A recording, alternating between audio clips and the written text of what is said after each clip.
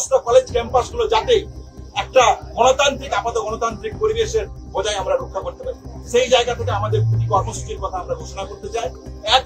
8 তারিখ মশাল মিছিল মাধ্যমে কলেজ স্কয়ার থেকে আমাদের প্রতিবাদী মিছিলের মাধ্যমে আমরা শুরু করছি। 8 এবং 9 তারিখ যে অমানবিক জায়গা, যে অসহনীয় জায়গা, যে সময় অভয়াকে একটা নারকীয় অত্যাচারের মধ্যে দিয়ে বেরোতে হয়েছিল, সেই সময় আমরা নাগরিকরা কিভাবে চুপ থাকতে পারি, কিভাবে বাড়িতে বসে থাকতে পারি, সেই জায়গা থেকে আমাদের সুনির্দিষ্ট পদক্ষেপ শ্যামবাজারের সামনে মশাল মিছিলের মাধ্যমে আমরা সমাবেশ করতে চলেছি। এই সমাবেশে সমস্ত মেডিকেল কলেজের শিক্ষক, শিক্ষিকা, টিচার, স্বাস্থ্যকর্মী, অস্থায়ী কর্মী, স্থায়ী কর্মী যারা আছেন, সংবাদ মাধ্যমের থেকে শুরু করে সমস্ত নাগরিক সমাজ, সিনিয়র চিকিৎসক, জুনিয়র চিকিৎসক সবাই আসুন এই মিছিলে পা বাড়ান অভয়ার ন্যায় বিচারের দাবিকে সামনে রেখে। এর পাশাপাশি 9 আগস্ট বিকেল বেলা 5টা থেকে আমরা থ্রেড কালচার, সমস্ত কলেজের যে অবস্থা, সামগ্রিক যে অবস্থা, সেই থ্রেড কালচারকে কেন্দ্র করে আরজিকর মেডিকেল কলেজে ক্রাই অফ দ্য আওয়ারের সামনে কলকাতার যে মেডিকেল কলেজগুলো আছে, সেই মেডিকেল কলেজের ছাত্র ছাত্রী, শিক্ষক শিক্ষিকা, সাধারণ মানুষকে সামনে নিয়ে থ্রেড কালচারের বিরুদ্ধে যে প্রতিরোধ গড়ে তোলা যায়, সেই প্রতিরোধের জায়গাকে আমরা প্রোগ্রাম দিচ্ছি। মেডিকেল কলেজ ছাড়াও বাকি যে কলেজগুলো আছে, সেই কলেজের অবস্থাও আজকে কসবা ল কলেজের ঘটনাকে যদি আমরা সামনে থেকে দেখি, তাহলে দিনের আলোর মধ্যে পরিষ্কার। সেই জায়গা থেকে সামগ্রিক সমগ্র বিশ্ববিদ্যালয়, যে কোনো মেডিকেল, নন মেডিকেল, সমগ্র বিশ্ববিদ্যালয় জুড়ে সমগ্র গণতন্ত্র প্রেমী ছাত্রদের কাছে আমাদের আহ্বান থাকবে, আপনারা এই জায়গাগুলোতেও প্রতিবাদ কর্মসূচি গড়ে তুলুন। প্রতিবাদ কর্মসূচির মাধ্যমে আপনারা প্রতিরোধ গড়ে তুলুন, যেভাবে পারবেন প্রোগ্রাম করুন। এর পাশাপাশি নাগরিক সমাজ 9 আগস্ট সারাদিন ব্যাপী আপনারা যেভাবে পারবেন, সেই দিনে রাখি বন্ধন উৎসব থেকে শুরু করে সামগ্রিক পরিকল্পনাকে কেন্দ্র করে থ্রেড কালচার এবং এই যে পরিস্থিতি, ধর্ষণ শহরে এই যে কালচারের একটা বৃত্তায়ন তৈরি হয়েছে পশ্চিমবাংলার বুকে, এই বৃত্তায়নকে সামনে রেখে প্রতিবাদের কর্মসূচি তৈরি করুন।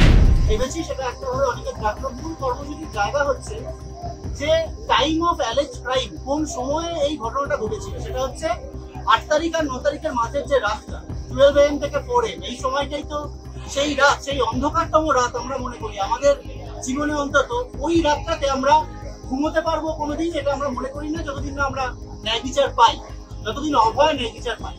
তো সেই জায়গা থেকে 9 আগস্ট 12 AM মানে 8 তারিখ এবং 9 তারিখের মাঝে যে রাত, সেই রাতের বেলা 12টা থেকে 4টে আমরা রাস্তায় থাকবো এবং সেই রাস্তাটা আমরা থাকবো। আমরা শ্যামবাজার, যেহেতু তার আগে একটা মশাল মিছিল, কলেজ স্কয়ার থেকে শ্যামবাজার মশাল মিছিল, এবং তারপর সেই গোটা রাতটা আমরা শ্যামবাজারে থাকবো এবং শ্যামবাজারে আমাদের প্রতিবাদের বিভিন্ন কর্মসূচি, সেটা স্ট্রিট পেন্টিং হতে পারে, সেটা নাটক হতে পারে, সেটা গান হতে পারে, সাংস্কৃতিক নানা জিনিস হতে পারে, তার মাধ্যমে আমাদের প্রতিবাদটা আমরা এবং নাগরিক সমাজের প্রত্যেকটা মানুষ, শিল্পী থেকে শুরু করে তারা রাখবেন। এবং যারা এখানে আসতে পারছে না, যারা কলকাতায় সবাই আসতে পারছে না, তারা প্রত্যেকে আমাদের আবেদন থাকবে সেই রাতটা, এই রাতটা কিন্তু সেই রাত যেদিনকে আমাদের সহকর্মী, আমাদের বোনের চিৎকারকে থামিয়ে দেওয়া হয়েছিল, নিশ্চুপ করে দেওয়া হয়েছিল। যে জায়গা থেকে এই ডাকটা দেওয়া হয়েছে, যদিও কাকু কাকিমার মুখ থেকে এই ডাকটা এসেছে, কিন্তু যে মঞ্চ থেকে এসেছে সেখানে বিরোধী দলনেতা থেকে শুরু করে নির্দিষ্ট রাজনৈতিক দলের নেতা এবং তাবড় নেতারা সেখানে উপস্থিত ছিলেন। ফলত এটা আমাদের কাছে অনেক বেশি একটি রাজনৈতিক দলের কর্মসূচি হিসেবে বেশি মনে হয়েছে। এটা কিন্তু আমাদের কাছে কোনো ধোঁয়াশার জায়গায় নেই।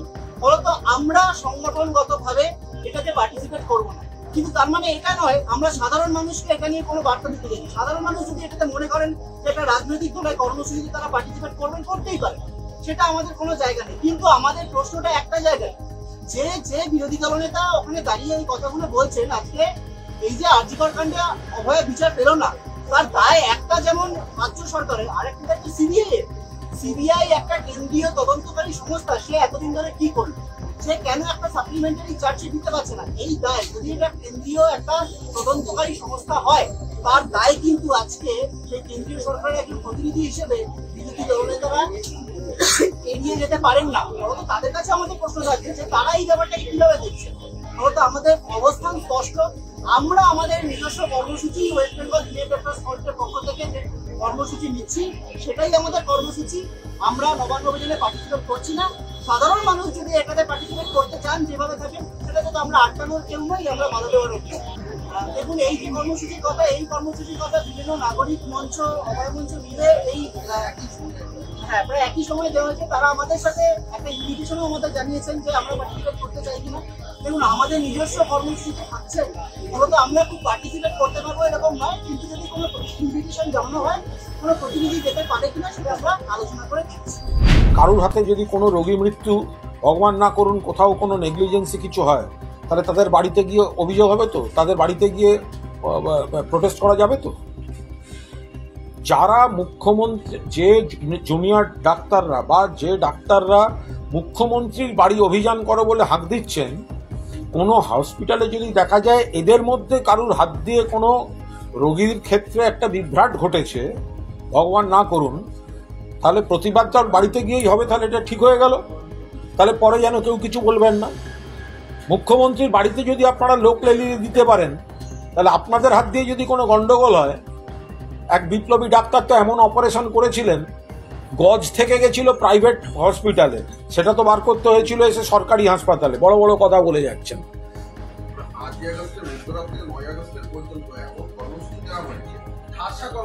কার ঠাসা?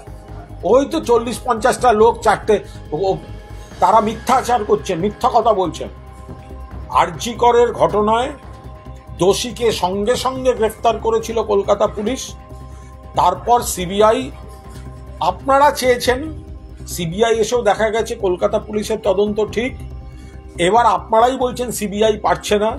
এদিকে যে ট্রায়ালটা হয়েছে, যাতে সাজা হয়েছে, আমরা বলেছি মৃত্যুদণ্ড, সিবিআই সেটা পারেনি, যাবজ্জীবন করেছে।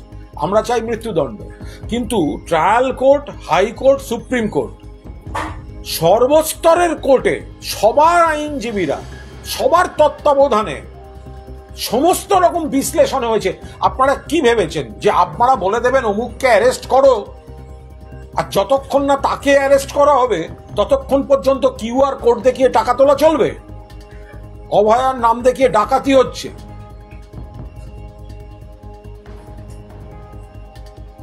একটা লিমিট আছে সবকিছু। অভয়ার ন্যায় বিচার পাননি, এটা একদম ঠিক না। ফলো করুন সংবাদ প্রতিদিন ডিজিটাল।